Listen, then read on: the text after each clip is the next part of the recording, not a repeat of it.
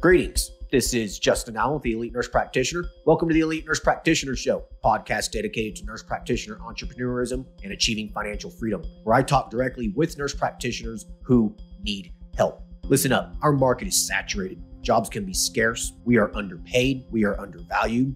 We are taken advantage of by the sharks within the healthcare system, and frankly, screw that. Sick of it, and it's time for a change.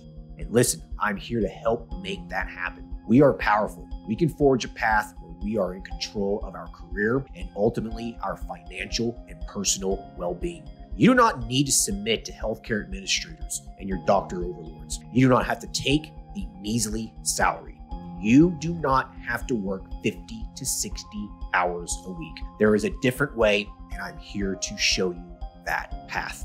This podcast is raw and unfiltered. I have not talked to the nurse practitioners in this podcast prior to the call outside of an email exchange to schedule the episode. What you're about to listen to is a consultation session between a nurse practitioner and myself. It is real, it is unscripted, it is unplanned, and I have no idea what we're going to talk about. Anything and everything can happen during our conversation. The nurse practitioners in these episodes are struggling with an issue in their professional or financial life, and they have reached out to me for help. My goal is to help the nurse practitioner with actionable advice that will enhance and improve their professional, business, and financial life. My other goal is to hopefully help my nurse practitioner sisters and brothers build a more productive, powerful, and free life. So I hope the content and information within these podcast episodes does just that. All right, onto the episode.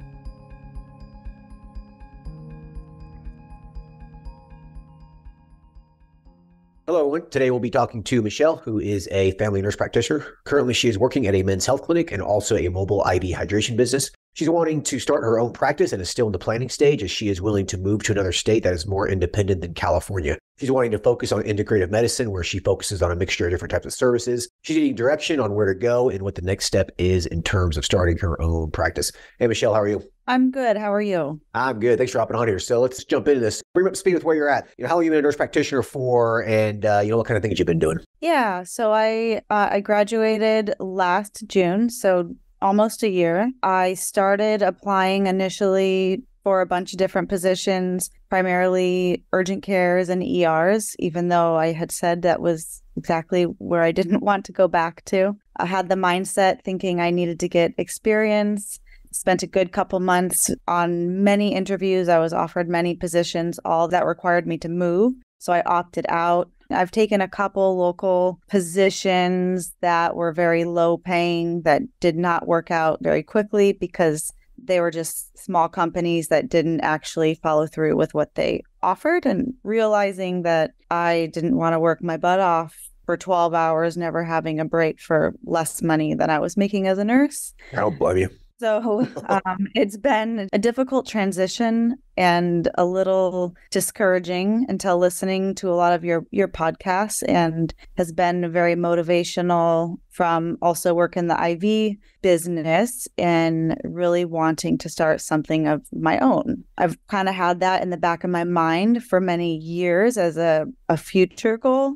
And well, there's no better time to start planning the future than now.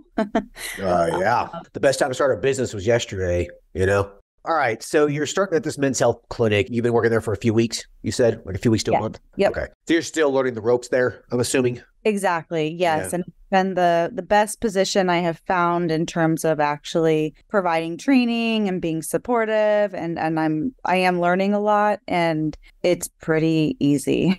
Yeah, no, men's health is a piece of cake. Men's health, weight loss, IV hydration, all these niche services are pretty simple to do, pretty low liability, pretty low stress. So men's health in particular is very low drama, pretty easy. But you're also doing some mobile IV hydration too. So you've been working for this company for a while? Yes, I've been an independent contractor for this company for a couple years as well, starting right in the middle of COVID when I left the ER again after living out of the country and realizing, oh, nope, I don't want to be back in the ER. And then I went back to school and I found this job, kind of just took a risk, wasn't really sure it was legit because I had to buy all my own stuff out of pocket. And I was like, is this a scam?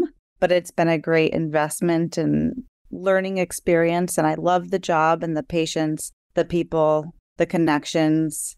But ideally, in the long run, I don't want to be driving around all the time and giving, over 50% of the transactions back to the company with gas these days. It's almost not profitable. Yeah, that's a waste of your time. All right. So you do not want to stay in California, right? It's just so restricted. It's just difficult to operate a business there, right? It seems to be. I mean, I'm open to doing something online, like, today, tomorrow, if I could stay and start online, if that is an option. I also am open and would like to be able to buy a home, which does not seem feasible here as a single female today. Well, no, not when a 3-bedroom house costs $1 million. Right, exactly. I don't understand how people live there. It blows my mind. It's crowded. So I'm definitely more of a peaceful, spacious. I like nature, adventure, but I also don't want to go move somewhere where I'm going to be isolated and never meet anybody. Right. Yeah, you want a good balance of both. Yeah. There's plenty of places throughout this country that are like that, that are affordable, a good balance of, nature, but also people. I mean, there's lots of different places. But yeah, California is probably one of the most difficult states in the country to start a practice, especially for a nurse practitioner. Your practice is somewhat restricted, even though some laws are changing, but, your practice is still going to be restricted. There's a lot of corporate medical practice laws. California is just a regulatory hellhole just in general.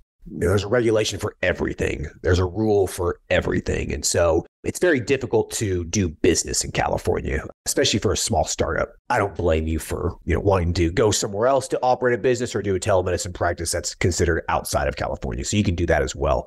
I mean, pretty much any state you can do a telemedicine practice and essentially operate outside of the state. So you can form an LLC outside of the state. You can, see patients outside of the state, if you have a license in another state.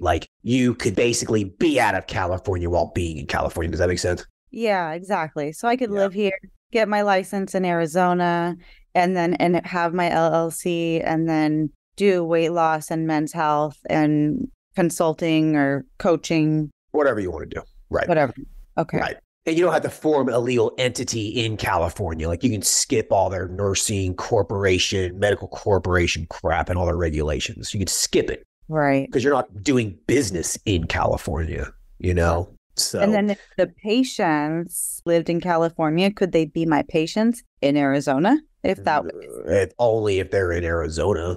So they have to live in Arizona. Yeah, you can't do that. That's not.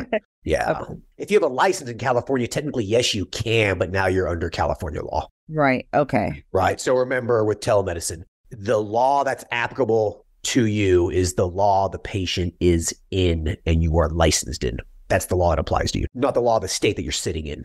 Okay. I know people who live in Texas or Georgia or Alabama, these super restricted states. Nurse practitioners probably will never have independence in some of those states. They're just not. The good old boy medical system is not going to give up their power. They're just not going to. They like the easy supervisory dollars, so they're never going to give that up. If they do, it's going to be probably a while before that happens. But anyways, the nurse practitioners in those states, they have an LLC outside of the state. They have licenses in other states, and all their coworkers in the ER, family practices, whatever, their colleagues are under the thumb of a supervisory doctor, and they're sitting at home practicing independent in a restricted state in other states via telemedicine because they have licenses there. It's great. Okay. Yeah.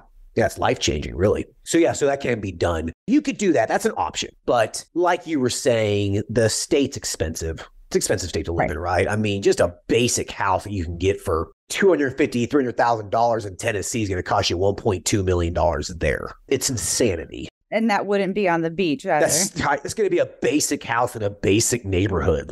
It's just insanity. I just don't see how people can afford living there without making $500,000 plus a year. It just, I don't know. And then have a lot of disposable income to have IVs and that's mind blowing, but it's real. Yeah. Anyways, so another option that's going to accelerate your financial independence would be to move. How old are you? 37. 37. You're a year younger than I am. Yeah. We're approaching 40. I know, gosh. I know. I'm starting to feel it. Are you? I am. Yes, I am. I'm starting to feel it actually. The assistants training me are in their 28, 27, and I'm like, oh my goodness, I'm old. Yeah. Yeah. Like my back hurts sometimes when I wake up and knees are starting to hurt. I'm like, geez, what's going on? But anyways, though, like you're in a good position and like you're at a good age still, like in life to where you can make a lot of significant changes in your life at this age that it ends up becoming more difficult as you get older into your 40s and becomes very, very difficult once you get into your 50s. So if you're going to make a positive change, you probably need to make that change sooner than later, especially from a financial standpoint. So, you being in California is going to significantly delay and restrict your path to financial independence. Like it's just going to, especially for a nurse practitioner. Like there are other fields where you can make a lot of money in California. Like a real estate agent in California just makes an absolute killing. But as a nurse practitioner, unfortunately, you're just not going to make that much working for someone. If you start your own business, you could, but you're still not going to probably make as much when you factor in cost of living as you would somewhere else. Okay. Right.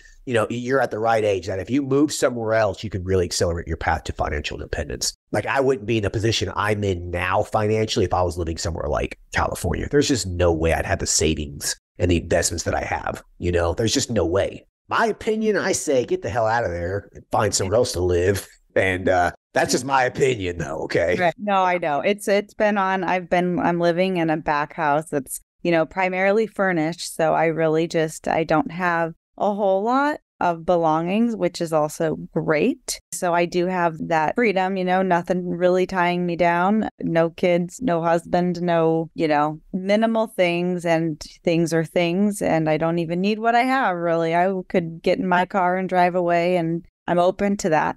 Yeah. Well, there you go, so it's just finding like the right place to go, because I do have a nice situation that honestly my rent is so low because of a family friend that I don't even know I would find it anywhere else. Yeah, that's temporary though. Right. Exactly. Yeah, you can't rely on that long term. Like, you mentioned you wanted to buy a house, right? Right. Having your own house, like it's something you can be proud of. And especially like when you own it outright, like once you pay it off, like it just feels different. Like, it's yours. No one can take it away from you, basically. It's a really great feeling to have. I think that number one is that you need to pick an independent state. Don't move from one restricted state to another. Don't do that. There's so many people that I talk with, a lot of nurse practitioners who are moving from an independent state to like Texas. It's just like, you do realize what you're doing, right? Like you're giving up your freedom. It doesn't make any sense. So you got to pick a state that's independent. You can go to the AANP website, just Google AANP independent states. Okay. Crossing between Arizona, Wyoming.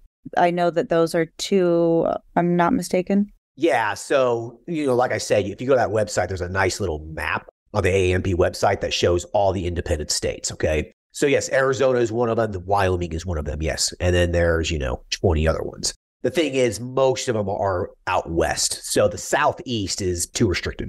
Okay. So you're going to want to avoid the southeast. You're going to want to avoid Texas, Oklahoma. The northeast is fairly independent. Okay. Most of New England is independent. All right.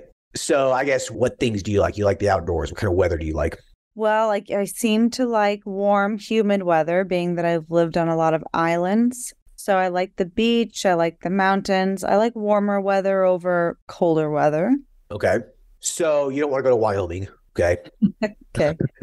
You don't want to go to Wyoming. Idaho's really nice. Lots of mountains there, but it does get cold. Yeah. So you got to be aware of that. Yeah, if you want warm, Arizona sounds like a good compromise. Oregon and Washington are pretty nice as well. Have you been up there? I have not, no. Nope, I've traveled more out of country than I have in country, so that would be it's on my list of things to do, to explore, to kind of just go on some little road trips or go find maybe little places to see if I'm living there. There are some beautiful places on the Oregon coast, okay? I mean, absolutely beautiful. Like, you have the mountains are right there. The weather is not necessarily warm, but it's temperate. Like, it doesn't really get cold, but it doesn't really get hot. So there is that. But Arizona, though, there's no water in Arizona. That's kind of one of the downsides. I mean, there is some water there, but there's really not water there. Like there's a couple lakes. But It's not the beach, not even close. Lake Havasu, that's pretty nice. You might like that. Has a beach vibe to it. It's in the desert, super hot. So yeah, I think that maybe you just need to travel around a little bit. But this is my recommendation for when you're going to do a relocation. To minimize your risk, and this is what I did. This is what I recommend to nurse practitioners looking to relocate. Find some places that you like and then try to find a job there. Have them hire you on a part-time or full-time basis. Okay. Full-time works too. You can start your own practice and still have a full-time job. I did it. So have a lot of other people. Okay. It's a lot of work, but if this was easy, everyone would be doing it. Right.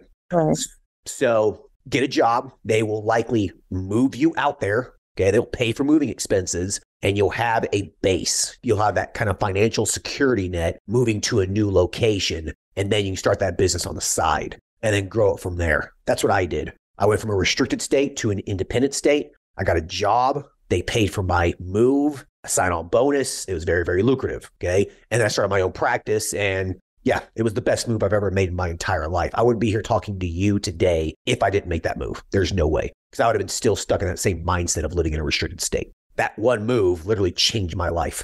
It changed the life of thousands of other people because I've been helping them start their own practices, right? So it's crazy what one decision can do in your life. You know what I mean? And the thing is, a lot of these Western states, Arizona, Nevada, Oregon, and things like that, you can actually find a decent job that'll actually move you there because they see nurse practitioners as more of an important individual in the healthcare system compared to restricted states. And in a way, I have kind of been doing that. I've been searching, like every night I do search for different jobs. I did even actually have an interview several months back now at a ketamine clinic in Oregon, and they were going to offer to move me. And pay was, it was okay, but it was just strange. They didn't really know what my role would be. So that's what I'm finding. If a lot of these places, even in California, they are more business owners and they don't really know a role or they don't know anything medical. And I don't know much about ketamine and I still don't know a ton about it, but they were just like, well, yeah, you would just kind of watch the nurses are going to give it and you will just be monitoring the patients. And if anyone has a hypertensive crisis, manage that. And I was like, oh, I didn't know ketamine people into hypertensive crisis. But so I also want to be mindful and not getting myself into anything that is troublesome per se. I mean, don't take a job like that. Yeah, I mean, there's a lot of shady jobs out there. I mean, there really are. I mean, there's a lot of sharks out there that will take advantage of a nurse practitioner. They don't care about your license. They don't care. They will utilize you and chew you up and spit you out. They don't care. These are called corporate healthcare thugs. All right. There's lots of them out there. Not necessarily corporate, just thug business owners. Like they're just not good people. So yeah, you got to be careful. But you can find a job at a reasonable place, like an urgent care or an ER or something. I mean, those kinds of jobs work great for business startups because, they usually have like shift work. It's like usually a 12-hour shift or something like that. So like it works perfect. So like you work in the ER, you work in urgent care, for example, you could do 3 12s and now you got 4 days to work on your business. Right. Right. Yeah. So, I like those kind of jobs versus more of a Monday through Friday, 9 to 5 kind of thing. Because then it makes it a little bit more difficult finding the time to start your business. You know what I mean? Yeah, exactly. Do you suggest if in the meantime, like while I'm looking for another place to live and a job and another place to move, to starting something online, telemed while I'm here? Sure, absolutely. I mean, you go ahead and get started, right? I mean, get your feet wet. I think that's probably a good idea. That way you have some sort of base, a business base, right? Maybe generating some money and you're getting some experience and that kind of a thing. Like, your first business is one hell of a learning experience. Like, you're just going to learn so much by doing it. Like, we can teach you only so much in a course. There's no education for actually doing it. You know what I mean? So even starting a telemedicine business, you're going to get a tremendous amount of that experience that you need to grow a business. So I think that's a good idea if you wanted to, weight loss, men's health, coaching, basically whatever it is that you wanted to do. I know you mentioned right before we started recording that you were kind of into integrated medicine. So maybe something like that. Yes. And actually I'm also, that's the thing is I keep signing up and on to the next thing. I am doing an integrative psychiatry fellowship, which is online. It's based in Colorado, thinking that I will incorporate that into some kind of coaching. I'm obviously drawn to that because I keep wanting to learn it, not only for myself, but I think it's just great for relationships of all kinds, and whether it's friends, family, business, patients, all aspects. So that's another like financial commitment that I have taken on, along with time, which is kind of, and then signing up for courses with you. Not that they expire or anything, but that's where like my mind and I'm have my hands in a lot of different areas, and it's like, okay. So what you're telling me is that you have the problem that a lot of other nurse practitioners do. You're bouncing all over the place. Yes. Yeah. This tends to be super common amongst nurse practitioners for some reason. I don't know why, but it's a pretty common feature amongst business owners and entrepreneurs in general. It's just kind of how people's minds are wired. You get shiny object syndrome pretty easy, right? Like, ooh, shiny object, squirrel, that kind of thing. I think that you really, really need to focus in on one or two things. I'm not going to say you're never going to be able to, but it's going to be very difficult to succeed by not focusing on one or two things. If you're focusing on too many things, it spreads your mind, it spreads your energy out. You can only build one bridge at a time. You can't build multiple bridges at one time, or the bridges will never get finished. You'll never cross the river because you're spending your time building a half-ass build one. It's not done yet, and you go on to build another one. Like, you got to complete the bridge before you can move on to the next one. Really, really keep that in mind. You really, really got to focus.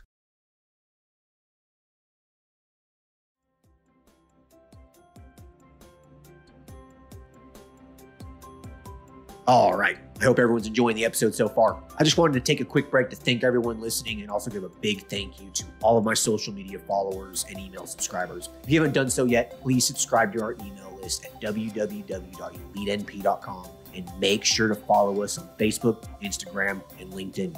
Email subscribers will receive updates on new weekly podcast episodes, multiple weekly articles we publish, new courses, and everything else related to helping you succeed.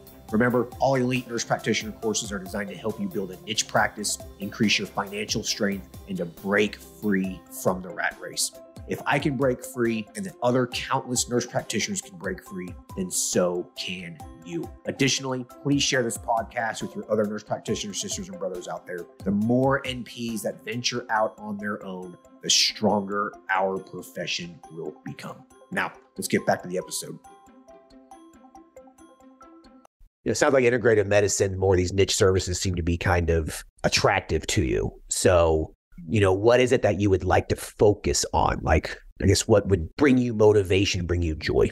I think more of the coaching and like some of the ideas, I think, and even like talking with the men now doing the men's health, I was so focused, or I had done that women's empowerment coaching a few years back now. It's like, well, everybody needs it, whether they think they do or not. Well, when you say coaching, though, what do you mean? What are you coaching on? There's a That's true. Right. What does that mean? Well, I think a lot of things come down to the way that we're thinking in our mind. So whatever one's goals would be, if it's whatever problem somebody has, that's like either they can't reach their weight loss, or they can't, relationship problems, or whatever, even health issues. I do believe that it comes down to a lot of things that people aren't aware of with the way that they're thinking, to the choices that they're making consciously, unconsciously, their diet, their sleep, their stress. I'm guilty of all of it as well. Yeah. Yeah, we all are. And we just don't, a lot of us are not aware of it, and how it's impacting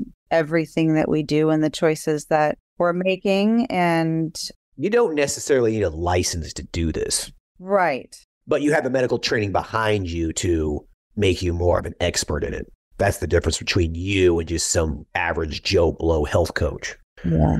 If you wanted to go that route, it doesn't even matter where you live. It doesn't matter what licenses you have. Like, you can just do it. Okay. So like my thought was, this might be too much, but like now that I've been doing the men's health, thinking, oh, I could integrate women's and men's health, like hormones together along with coaching, like him and hers hormonal balance, or something new, something different. That's a niche. Because I've had several men asking, like, their wives come in with the man and they like, oh, I can get weight loss here. We're like, yeah, you can. And we're like, oh, we thought it was a men's health only. And it's like, well, it is a men's health, but we can also see you and, give you the semaglutide. So I think that it would be something people would be open to. Well, of course they would. Yeah. I mean, that's just a wellness practice, basically, where you're providing hormone replacement therapy, weight loss services to both sexes. Like, there's nothing unique about that, though. Like, there's just not. I mean, there's probably 4 of those within a 30-minute drive from your house. There's just, in terms of like marketing it in a different way of like, right. So if you more integrative of like an approach of therapy along with it, I guess. Right. Yeah. The coaching aspect to it. Yes. So if you want to do that, then you do have to have a license, because then you have to order labs, you have to prescribe the hormones and that kind of a thing. Right. Oh, right. Yeah. Yeah. Okay. So it really depends on what you want to do here. If you do coaching, then you don't really need a license. You can do whatever you want. Okay. You walk a very fine line as a licensed individual, though. Do you have our coaching course? Did you take that one? I don't think I have. Okay. Well, if you're going to do coaching, that course will walk you through it. It doesn't, it goes over the coaching process, but what it goes over is how to market yourself and how to build that following. That is the most critical component of a coaching business. It doesn't matter how good of a coach you think you are or your clients think you are. Okay. That don't mean a damn thing at the end of the day if no one knows about you.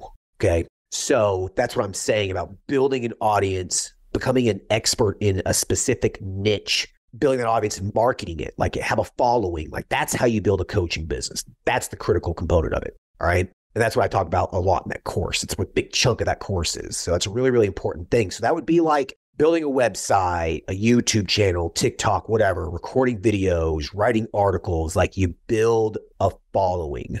Okay. That's how you build that. And then you charge for coaching sessions, because people are like, okay, she knows what she's talking about. I jive with her. I can relate. She relates to me. I want to book an appointment with her. That's how that works. Just starting a coaching business, putting a website up and putting some ads up, that can work, but it's not going to work as well. Like it's going to be very, very slow. Right. And then one-on-one coaching in general, once you have a following, seems like a lot of that is not a way to build passive income. It's not passive. Right. Exactly. Right. You're required to see people. That's the problem with it. Yeah.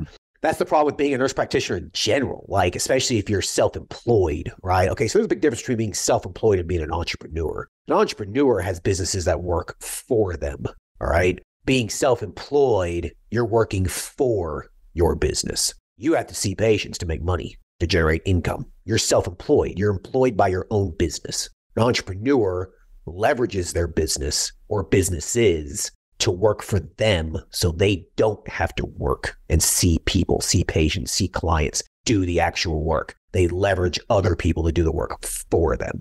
Big difference. Yeah. Huge difference. Huge difference. Okay. So you got to remember that. Like, what do you want to be? You want to be self-employed? You want to be a self-employed nurse practitioner who owns your own clinic or coaching business and you spend your time seeing patients and seeing clients and doing all that kind of thing? Like, is that what you want to do? Some people say yes. So that's what some people want to do. They enjoy it. They enjoy the entire process. Like, it doesn't feel like work to them. Or do you want to build a business that, you can go sit on the beach or you can take a vacation and you're still making money? Like, that is actually exactly what I would like to do. And like part-time doing coaching, because I do enjoy it, but not to like be, doing it where I'm burnt out of it and I just hate people. Yeah. I wouldn't mind living in half my time in another country, maybe, perhaps. Yeah, sure. Having a home there and then part-time in an area that does get cold because, So listen, you're talking about a little bit more of a complicated business here, okay? You're basically talking about having some sort of passive element to it, but also a partially active element to it. So you're seeing clients, et cetera, but you have other people making money for you. You have a product that sells and makes money for you. So for example, with my men's health clinic, I still see patients. I only see patients 4 to 6 hours a week. That's it. Some weeks it's less than that. It's never more than that though, right? But I make money every single day because I have multiple medical assistants that are there answering phone calls, taking payments, doing prescription refills, all that kind of stuff, okay? I have multiple nurse practitioners working for me. They see patients, I make money, but I'm still involved and I still have my own patient base, okay? So there's that model. And then the other model is that you have a product that sells itself while you're also providing a service and building services or products. So that would be like if you wanted a coaching business and you created a curriculum or a class or a course or whatever that you sold to your clients, that would work. Or a book that you write and you sell. It's a passive income. Or podcasts that have commercials in it. Like there's multiple other ways to build a passive income. It's by either selling a product or a service that doesn't really require your direct involvement, or having a business that has employees that make money for you. Make sense? Yeah. Yeah. It does. Right. Best if you have both. That usually requires two different businesses though. Okay.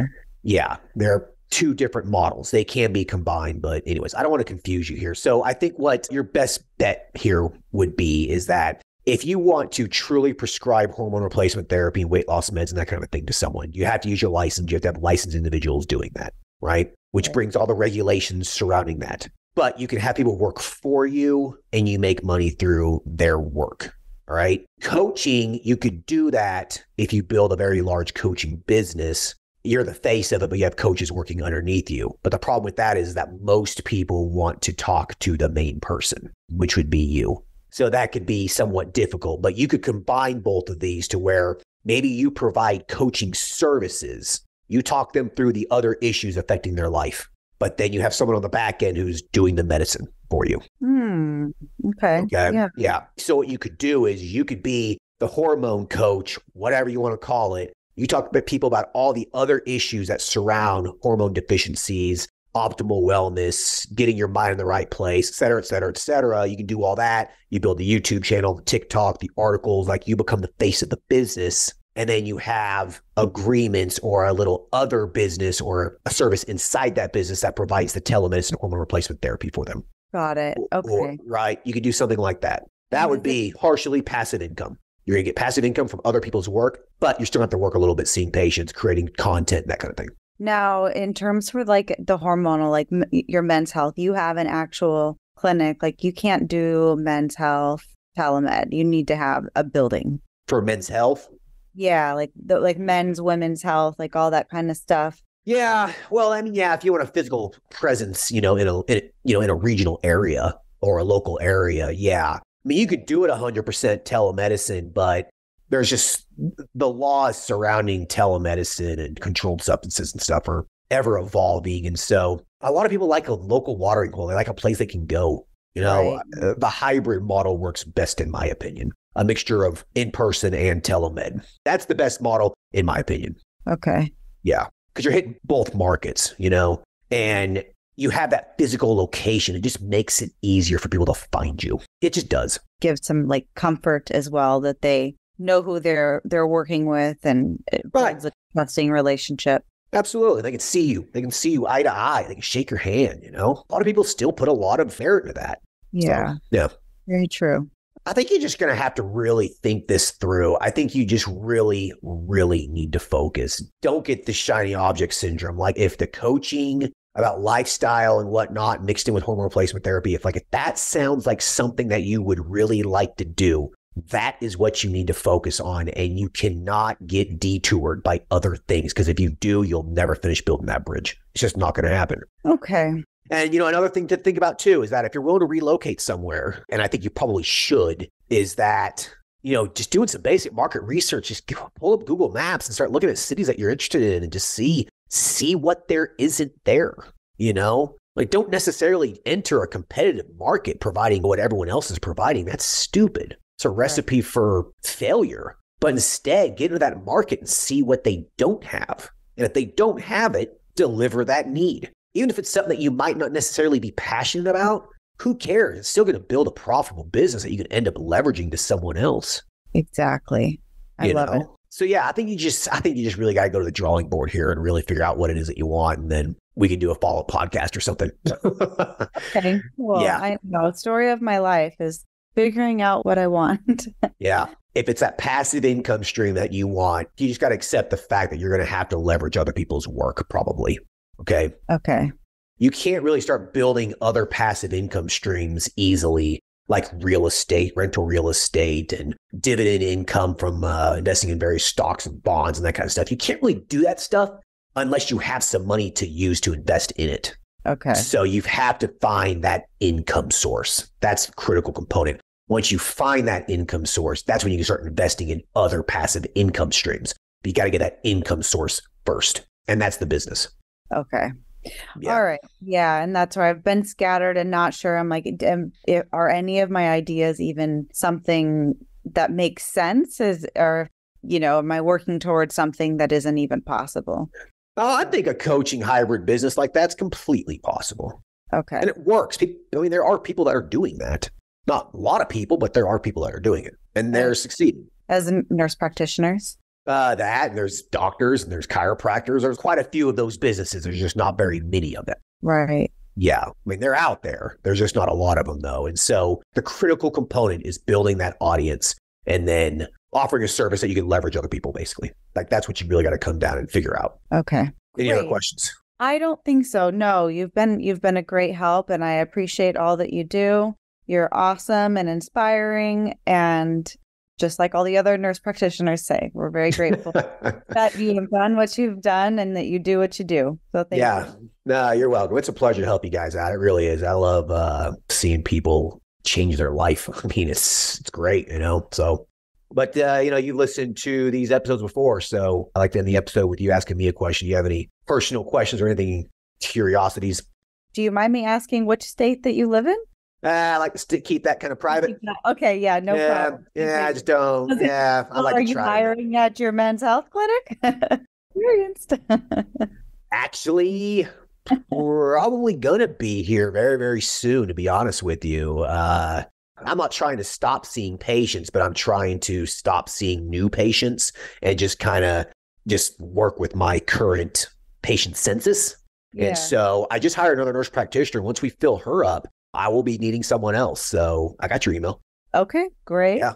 And that was going to be my next question to follow was, what is your long-term? Complete financial independence by 40. So I got 2 more years.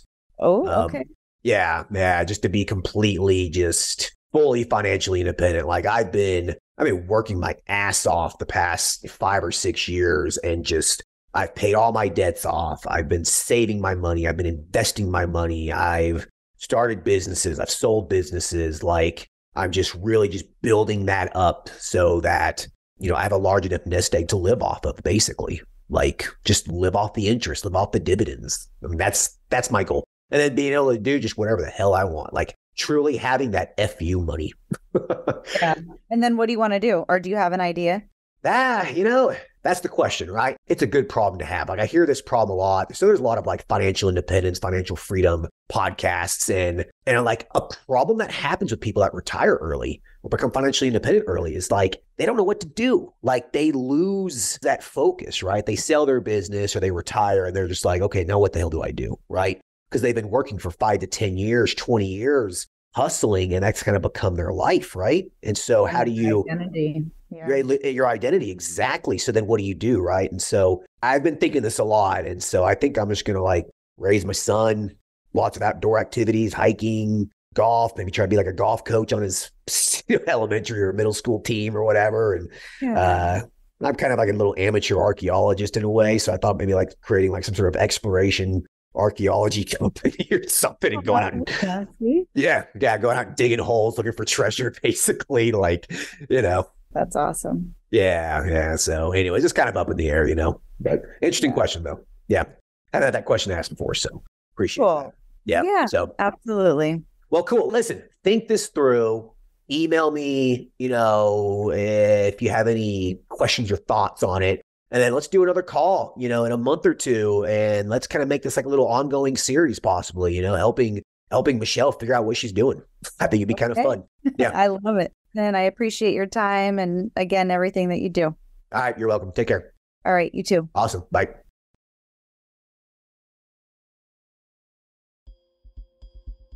All right. I hope everyone enjoyed the episode with Michelle.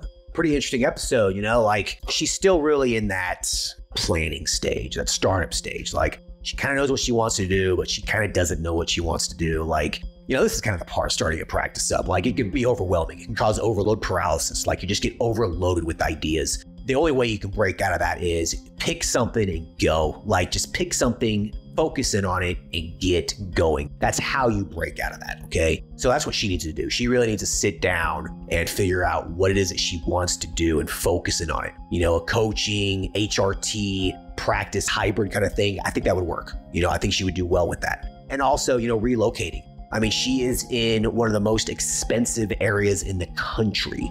And I just don't see how you can get ahead financially living somewhere that it's just that expensive, such a high cost of living area. You know, if you're living in a very high cost of living area, you really need to consider getting out if you can, if your goal is financial independence, because it's going to severely slow your journey down. So she has quite a few things on her plate, and I look forward to hopefully do another call with her.